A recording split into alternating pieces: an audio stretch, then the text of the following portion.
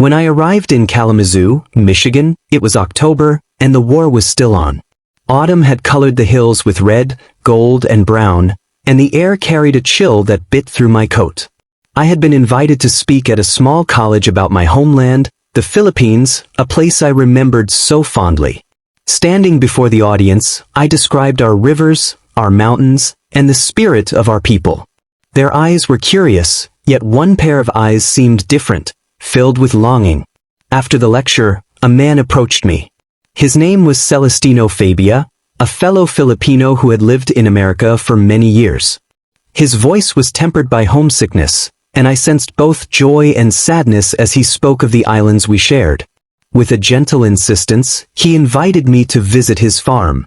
I felt it was a rare privilege, so I agreed.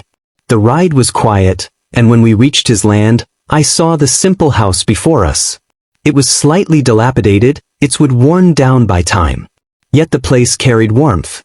His wife, Ruth, welcomed me with a modest smile, and their young boy, Roger, peeked shyly from behind her skirt. Inside, the scent of apples filled the room. Baskets of fruit stood in corners, signs of hard labor. The fragrance was sweet, yet it carried a sharp reminder of distance, of how far my host had come from the land of his birth. Over supper we talked. Fabia shared how he sometimes felt embarrassed when Filipinos from the homeland visited. His life seemed plain, almost superficial compared to the ideal images of success he once held in his youth. He had not built grand wealth or fame. Instead, he had built a family. Still, his heart longed for the Philippines, for memories that could not be replanted in foreign soil. As night grew deep, Fabia drove me back to my hotel.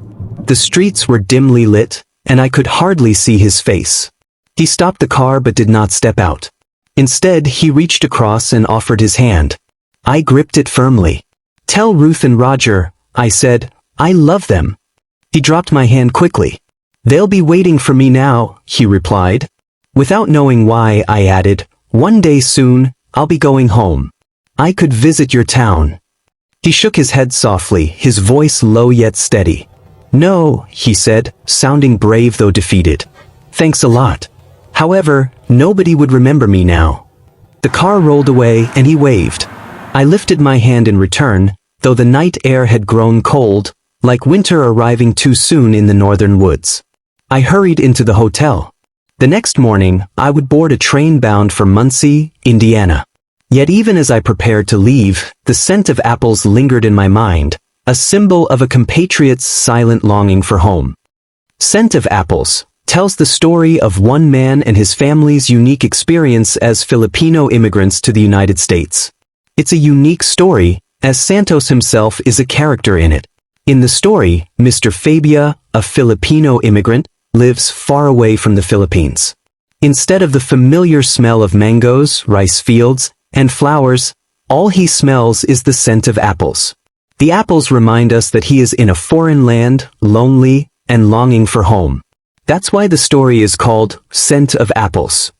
It's a symbol of homesickness, distance, and the life of Filipinos far away from their country.